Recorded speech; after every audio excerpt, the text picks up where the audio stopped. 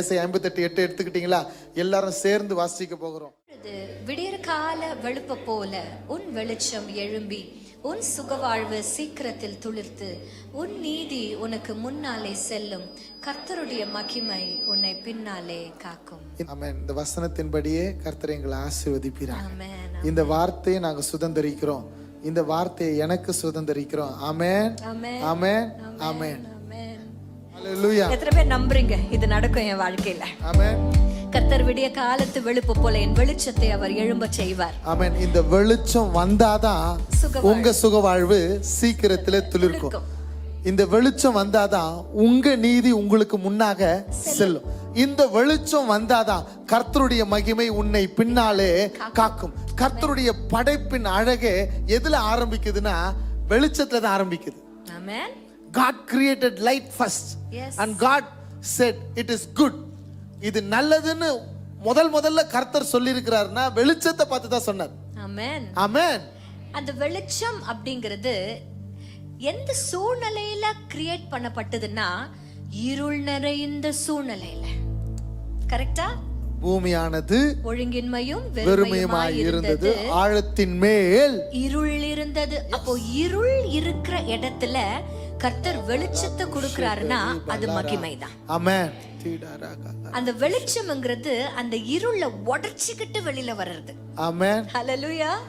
இந்த ஒவ்வொரு படைப்புகளை பத்தியும் நீங்க போய் வாசிக்கும் பொழுது ஒரு வார்த்தை திரும்பி திரும்பி ரிப்பீட் ஆகுறத நான் பார்த்தேன். என்னெல்லாம் ரிப்பீட் ஆகுது சொல்லுங்களேன்?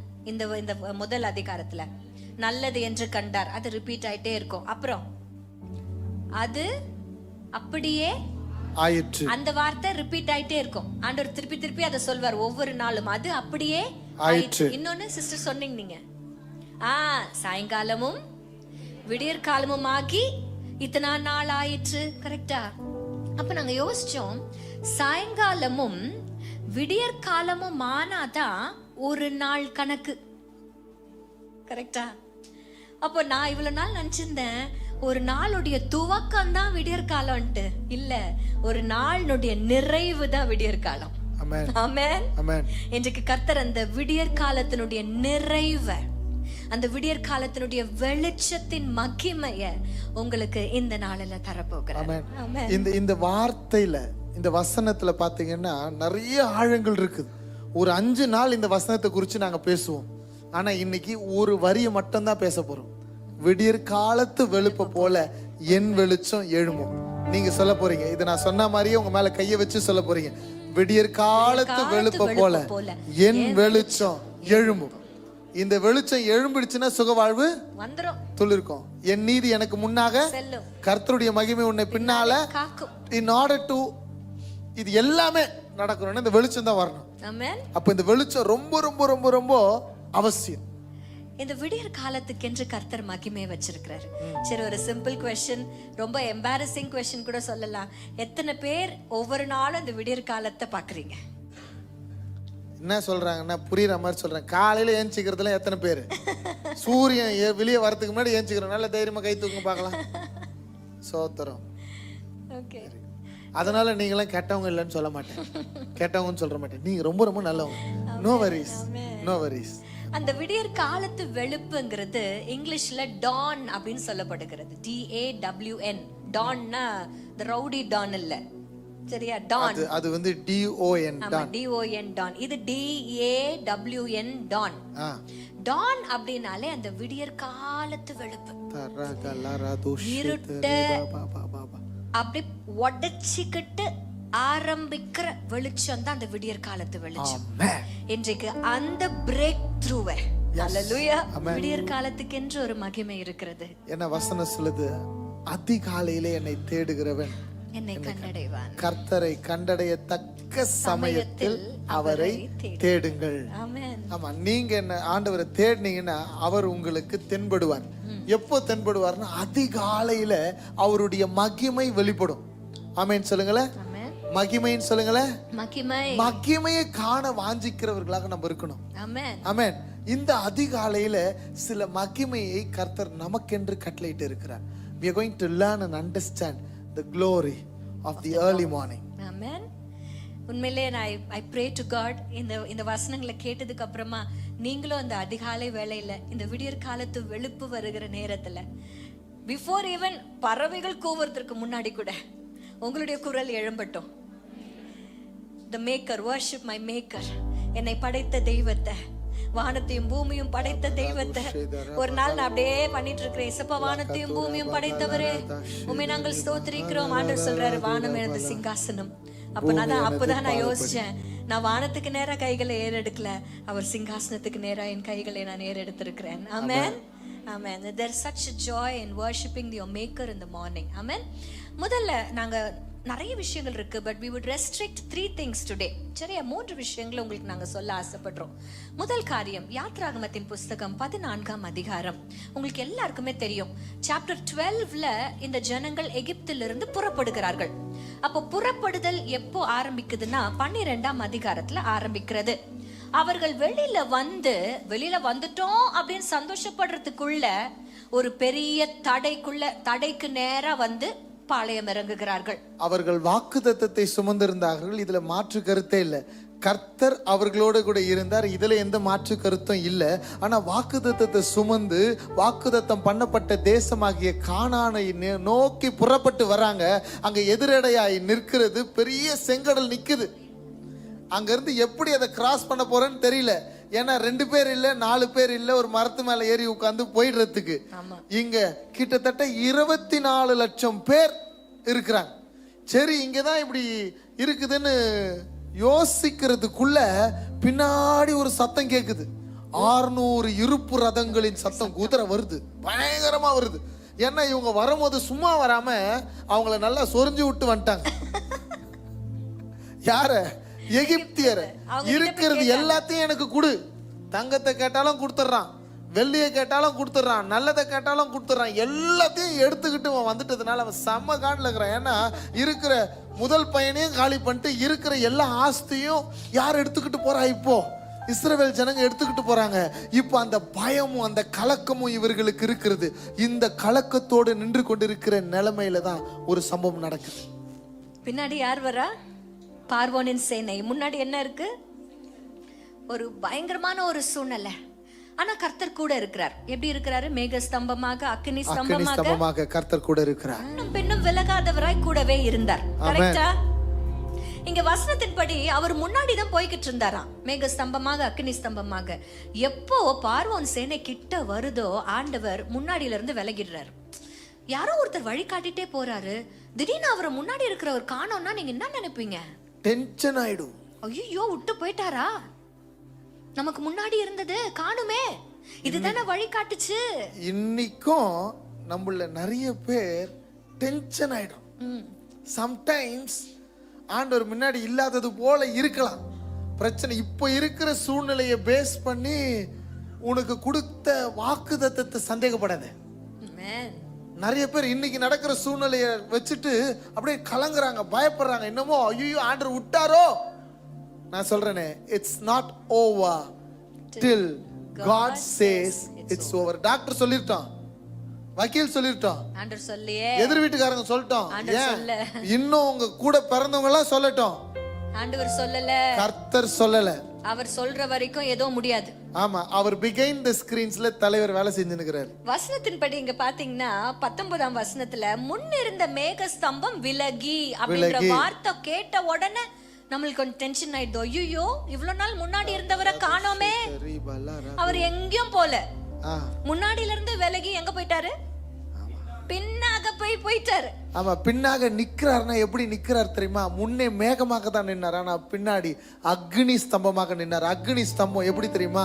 நமக்கும் அவர்களுக்கும் நடுவாக. ஆமென். Oh, God is a center point. Yes. Yes.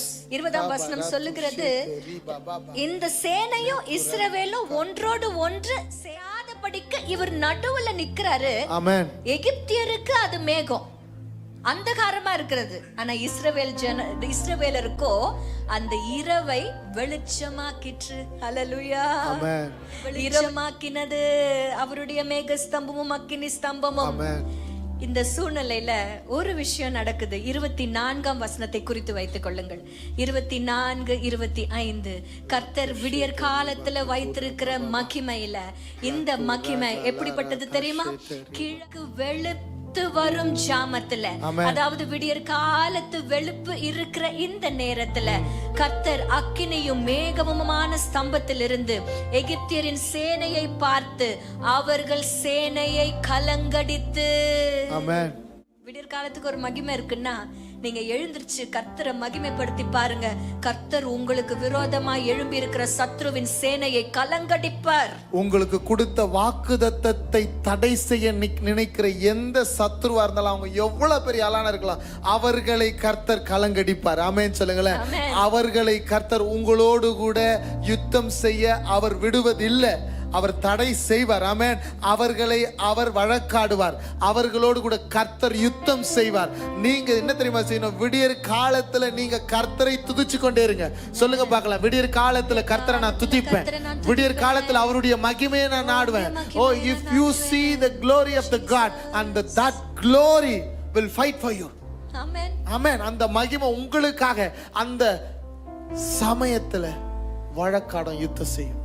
யுத்தம் கர்த்தருடையதாய் மாறிடும். எப்போ தெரியுமா? அந்த கிழக்கு வெளுத்து வரும் ஜாமத்துல. அடுத்த வசனத்துல அவங்களே சொல்றாங்க, இஸ்ரவேலரை விட்டு தயவு செஞ்சு நம்ம ஓடி போயிடலாம்ப்பா. இவ்வளோ நாள் துரத்திக்கிட்டு வந்தவங்க இப்ப டிசைட் பண்றாங்க, ஐயோ இவங்க பின்னாடி போவானா? ஏன்னா கர்த்தர் இவர்களுக்கு துணை நிற்கிறார், எகிப்தியருக்கு விரோதமா யுத்தம் பண்ணுகிறார் அப்படின்னு உங்களுடைய சத்ரு நினைச்சிட்டு பின்னாடி போயிடும். நம்ம சொல்ல மாட்டோம், நம்ம சொல்ல மாட்டோம், அவர்கள் சொல்ல வைப்பார்.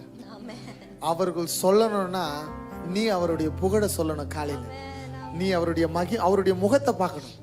ஒரு சின்ன ரகசியத்தை கத்துக் கொடுக்குறோம் இந்த தருணத்துல. அவருடைய கரத்துக்கும் முகத்துக்கும் ஒரு வித்தியாசம் இருக்குது. என்னன்னு சொல்லுங்க? அவருடைய கரம் கரங்க, அவருடைய முகம் முகங்க. கரம் என்ன தெரியுமா? உங்க எதிர்பார்ப்புகளை சந்திக்கும். அவருடைய முகம் என்ன தெரியுமா? உங்க எதிர்பார்ப்பே இல்லாம பாக்குறதா முகம்.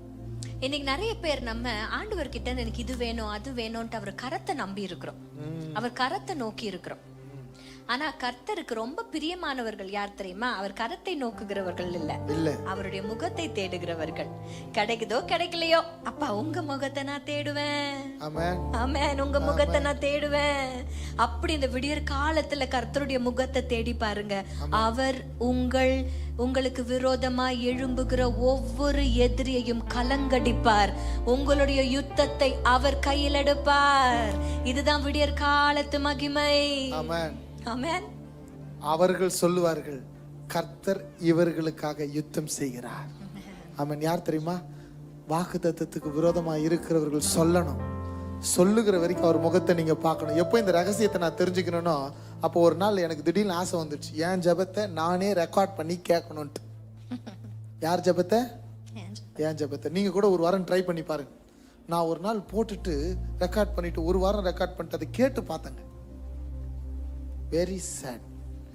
என்னாலேயே என் ஜெபத்தை கேட்க முடியல. ஏன்னா ஸ்டீரியோ டைப்பா காலையும் மாலையும் எவ்வேளையும் மாறாத நல்ல தெய்வமே தோத்திரம் இப்படி ஆரம்பிச்சு நன்றி எல்லாம் சொல்லிட்டு ஆரம்பிச்சது பாருங்க ஒரு லிஸ்ட். இது வேணும் அது வேணும் அதை செய்யணும் இதை செய்யணும். ஆண்டவருக்கே ஐடியா கொடுக்குற அப்பாட்டக்கரங்களா இருக்கிறோம் நம்மலாம். ஜஸ்ட் கிவ் ஹிம் glory, அவ்வளவுதான். இப்பெல்லாம் ஒரு மணி நேரம் 2 மணி நேரம் ஜெபிக்கிறோன்னா 95% டங்ஸ்ல பேசிக்கிட்டே இருப்பேன், அவரை புகழ்ந்துகிட்டே இருப்பேன், அவரை மகிமைப்படுத்திட்டு ஒரு 5 நிமிஷம் அந்த நாளுக்கு உண்டான தேவைகளை நீங்க சந்திங்க ஆண்டவரேன்னு சொல்லிட்டு வந்துருவோம். அவ்வளவுதான். இன்னைக்கு நான் சொல்றேன், அவருடைய முகத்தை பார்க்க ஆரம்பிங்க. ஆமென். Seek his face. Seek his face. Not his hand. Not his hand. அதெல்லாம் வேற யாராவது கேட்கட்டும். நம்மளுக்கு தேவையானது இது. அதெல்லாம் ஒண்ணும் இல்லை தலைவரே. அவர் இருந்தா, தலைவர் இருந்தா போதும். உங்க பிரச்சனை தலைக்கு மேல இருக்கலாம், இல்ல மலை போல இருக்கலாம். நான் சொல்றேன், எல்லாமே தலைக்கு மேல இருந்தாலும் மலை போல இருந்தாலும் தலைவனுக்கு கீழே தான் இருக்குது. கரெக்டா? தலைக்கு மேல இருந்தாலும் மலை போல இருந்தாலும் தலைவருக்கு கீழே தான் இருக்குது. அவர் முகத்தை பாருங்க. நீங்க போதும்னு சொல்லுங்க. அதனாலதான் நான் எழுதுறேன் இந்த பாட்டு. எல்லாமே நீங்க தான் ஆண்டவரே, நீங்க இல்லாம வாழ்வே இல்ல ஆண்டவரே, நீர் இல்லாம வாழ என் மனசு கேட்கல ஆண்டவரே. ஓ, அதனாலதான் இந்த பாடலாம் பிறந்துச்சு. என்னால தைரியமா சொல்ல முடியும். அவர் முகத்தை பார்க்கணும், அதிகாலையில பார்க்கணும். சொல்லுங்க, உங்க முகத்தை பார்க்கணும். சொல்லுங்க, உங்க முகத்தை பார்க்கணும், அதிகாலையில பார்க்கணும். உங்க மகிமை எனக்கு வேணும். மோசே கூப்பிட்டது போது நீங்க கேளுங்க, உங்க மகிமை எனக்கு வெளிப்படுத்துங்க. எலியா கேட்டார்ல, உங்க மகிமையை நான் பார்க்கணும்ட்டு. நீங்க கேளுங்க, உங்க மகிமையை நான் பார்க்கணும். சொல்லுங்க பார்க்கலாம், உங்க மகிமையை பார்க்கணும். உங்க மகிமையை நான் பார்க்கணும். யாராவது 2 பேர் சத்தமா கேளுங்க, உங்க மகிமையை நான் பார்க்கணும். மகிமையை நான் பார்க்கணும். கலங்கடிக்கிற தேவன். இது நடந்தது எப்போ தெரியுமா? கிழக்கு வெளுத்து வரும் ஜாமத்துல. இன்றைக்கு கர்த்தர் விடியற் காலத்து வெளுப்பம் அந்த மகிமைய உங்களுக்கு தர ஆயத்தமா இருக்கிறார். அந்த அதிகாலை வேளையில அவருடைய முகத்தை தேட ஆரம்பிச்சிருங்க. அப்போ உங்க கூட உங்க சத்ரு தான் சாட்சி சொல்லும். ஐயோ, இவன் கிட்ட போவே கூடாது அப்படி சொன்னா எப்படி இருக்கும்ல? சத்ரு, அம்மா இந்த பொம்பளை கிட்ட நான் போவே மாட்டேன்பா, இது எப்ப பார்த்தாலும் ஆண்டவர் அவர் கூடவே இருக்கிறார், நான் கிட்டே என்னால் நெருங்க முடியல அப்படின்னு சத்ரு சொல்லும். அப்படி சொல்ல வைப்பார் அந்த அதிகாலம் விடியற் காலத்து மகிமை. அதுதான். ஆமென், ஆமென். பவுலை பார்த்து சொல்லுச்சு, பவுல எனக்கு தெரியும் அப்படின்னு பிசாசு சொல்லுச்சு. சொல்லணும். ஏன்னா உங்க கூட அந்த வல்லமை இருக்கும், அந்த மகிமை, விடியற் காலத்து மகிமை. நீங்க சொல்லுங்களேன், விடியற் காலத்து வெளுப்ப போல என் வெளிச்சம் எழும்பும்.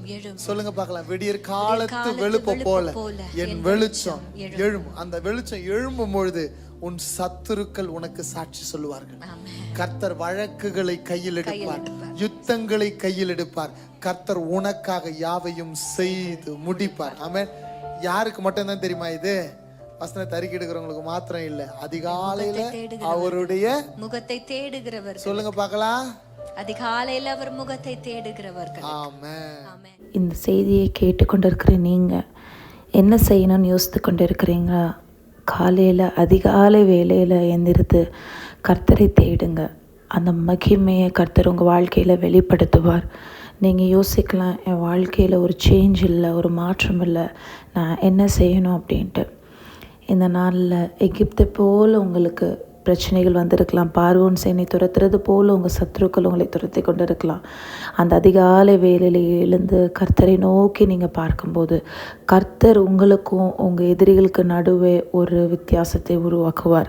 உங்கள் எதிரிகள் உங்களை நெருங்காதபடிக்கு, எப்படி எகிப்தியர்கள் நெருங்காதபடிக்கு கர்த்தர் கிரியை செய்தாரோ அதே போல் உங்கள் எதிரிங்களை உங்களுக்கு நெருங்காதபடி கர்த்தர் கிரியை செய்வார். அது மாத்திரமல்ல, கர்த்தர் உங்களுக்கு துணை நின்று அந்த யுத்தம் செய்வார். கர்த்தரே யுத்தம் செய்கிறத உங்கள் கண்கள் கண்டிப்பாக காணும்.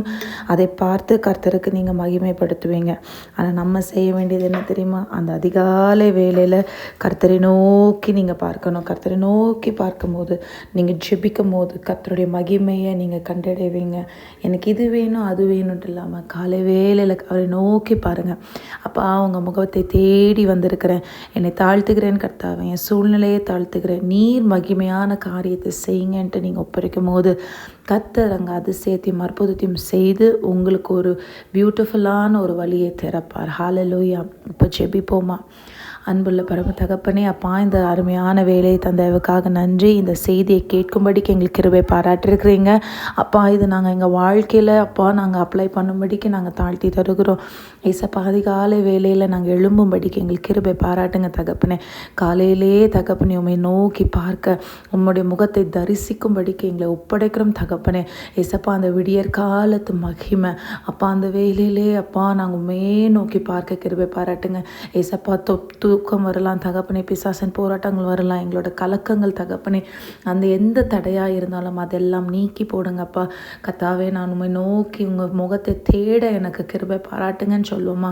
ஏசப்பா, உங்களை தேட தேட தேட நீங்கள் எங்கள் வாழ்க்கையில் மகிமையான காரியங்களை செய்வீங்கன்னு போட்டுக்கிறீங்களே. எங்கள் வாழ்க்கை துளிர்க்கும், எங்கள் வாழ்க்கை வெளிச்சம் பிரகாசமாகவும் சொன்ன வசனத்தின்படி தகப்பனே இந்த வேலையில் எங்களை ஒப்படைக்கிறோம் தகப்பனே.